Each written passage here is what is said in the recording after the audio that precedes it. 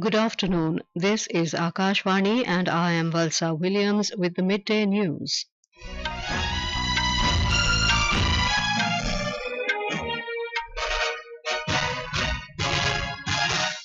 The headlines: Microsoft software outage disrupts multiple services including airlines and banks worldwide. Supreme Court agrees to examine Article 361 of Constitution granting blanket immunity to governors from any kind of criminal prosecution. Centre to identify 1 lakh sports talents under Khelo India Rising Talent Identification Initiative during first 100 days of Modi government's third term. In Bangladesh, death toll mounts to 39 in violence amid anti-quota protests. And in Women's Asia Cup T20 cricket, defending champions India to play against Pakistan in Sri Lanka this evening.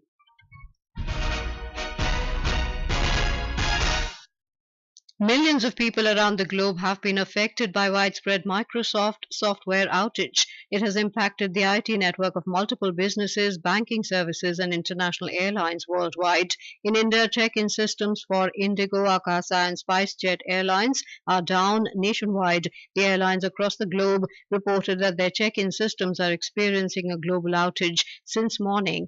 They are currently collaborating with Microsoft to resolve the issue. The Mumbai airport has been the hardest hit, while the impact at Delhi airport remains minimal, with most disruptions occurring in Terminal 2. The outage also caused the grounding and cancellation of flights across the United States. The ongoing widespread outage is reportedly related to US-based cybersecurity provider CrowdStrike. Its Falcon sensor is installed on many business computers to gather security data. CrowdStrike, in a statement on its website, said it is aware of reports of crashes on Windows hosts related to the Falcon sensor. Symptoms include hosts experiencing a bug check and blue screen error related to the Falcon sensor.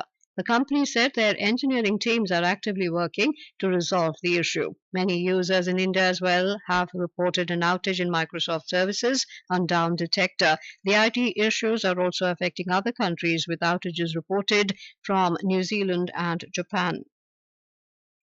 The Supreme Court today agreed to examine the contours of Article 361 of the Constitution, which grants blanket immunity to governors from any kind of criminal prosecution. The top court's order came on a plea of former woman employee of West Bengal Raj Bhavan, who has alleged molestation by Governor C.V. Anand Bose and her wrongful confinement by officials there. The bench, comprising Chief Justice of India D.Y. Chandrachud, Justices J.B. Pardiwala and Manoj Mishra, also issued a notice to the West Bengal government on the plea of the woman and granted her liberty to implead the Union of India in the petition filed under Article 32 of the Constitution. It also sought the assistance of Attorney General R. Venkataramani in dealing with the constitutional issue. In Uttar Pradesh, the death toll has mounted to 4 in the Gonda rail accident. 1 person succumbed to the injuries in a Lucknow hospital and another body was recovered from a coach of the train today. 2 other injured are in serious condition. As per information from the railways, 21 coaches of the Dibrugarh-bound train derailed yesterday afternoon, in which 30 persons suffered injuries. The restoration of the Lucknow-Guwahati main rail route is going on a war footing. Meanwhile, trains have been diverted to other routes. The National Investigation Agency NIA has arrested a key aide of Khalistani terrorist Lakhbir Singh Sandhu alias Landa in a major terror network case involving supply of deadly weapons. NIA arrested Baljit Singh, hailing from Badwani district of Madhya Pradesh, yesterday. According to the NIA, Baljit Singh was found to be a major weapons supplier to Landa's agents in Punjab. The weapons were used to carry out large-scale terror activities, including extortions from businessmen and others. NIA investigations revealed that Baljit Singh had also provided weapons to Khalistani terrorist Satnam Singh Satta. NIA termed it a part of the larger conspiracy of various banned Khalistani terrorist organizations to destabilize the country by unleashing violent acts in Punjab and other places. The CBI today arrested 1 student of Ranchi Institute of Medical Sciences in connection with the NEET UG entrance paper leak case. Surabhi Kumari, an MBBS student of 2023 batch of RIMS, was arrested after intensive interrogation. The CBI has seized her mobile, laptop and other electronic gadgets. Surabhi Kumari, native of Ramgarh district in Jharkhand, had allegedly solved papers of NEET examination for the paper leak case culprits.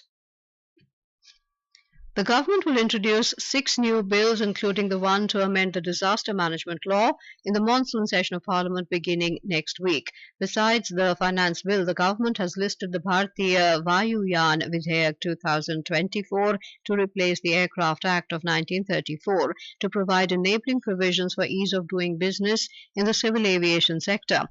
The list of bills was published in the Parliament Bulletin issued by the Lok Sabha Secretariat yesterday. The monsoon session of Parliament will begin on July the 22nd and will continue till August the 11th. Till August the 12th. Finance Minister Nirmala Sitharaman will present the Union Budget on July 23rd. Prime Minister Narendra Modi has expressed happiness over the inputs received for the upcoming edition of Mann Ki Baat program. The program is scheduled to be broadcast on the 28th of this month.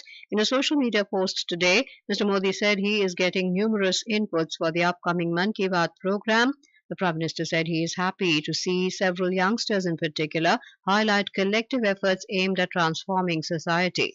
Mr. Modi urged people to keep sharing inputs on MyGov, the Namo app, or record their message on 1800117800. This is Akashvani giving you the news. For quick news updates round the clock, follow us on our X handle at AIR News Alerts. Youth Affairs and Sports Minister Dr. Mansukh Mandavia today inaugurated the second phase of Khelo India Rising Talent Identification Kirti initiative in New Delhi. Kirti has been envisioned to develop an integrated talent identification architecture based on modern ICT tools and global best practices. It is aimed at streamlining the process of grassroots talent identification on a single platform. Speaking on the occasion, Mr. Mandavia said Kirti project aims to find sports talent from cities, rural, tribal and Himalayan regions.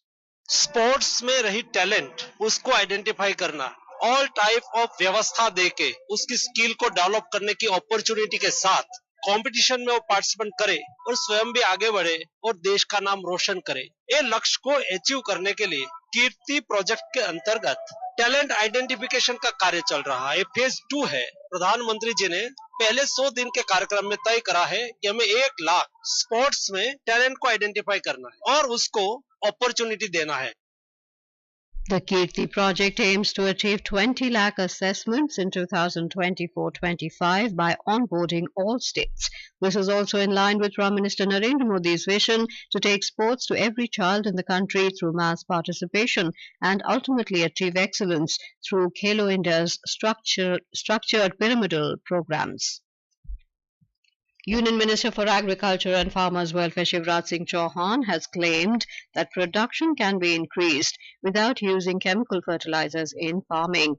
While addressing the regional consultation program on science of natural farming in Lucknow, Mr. Chauhan added that the central government will start an all-India level awareness campaign for natural farming. Akashvani correspondent reports that Union Agriculture Minister Shivraj Singh Chauhan appealed to farmers to start natural farming. He added that for the initial 2 years, production will be less, hence the government will provide subsidy for the first 3 years of natural farming. एक व्यापक जागरूकता का अभियान, किसानों के बीच जो सच्चाई है, जो तथ्य है, वो सारे देश के किसानों के सामने रखने।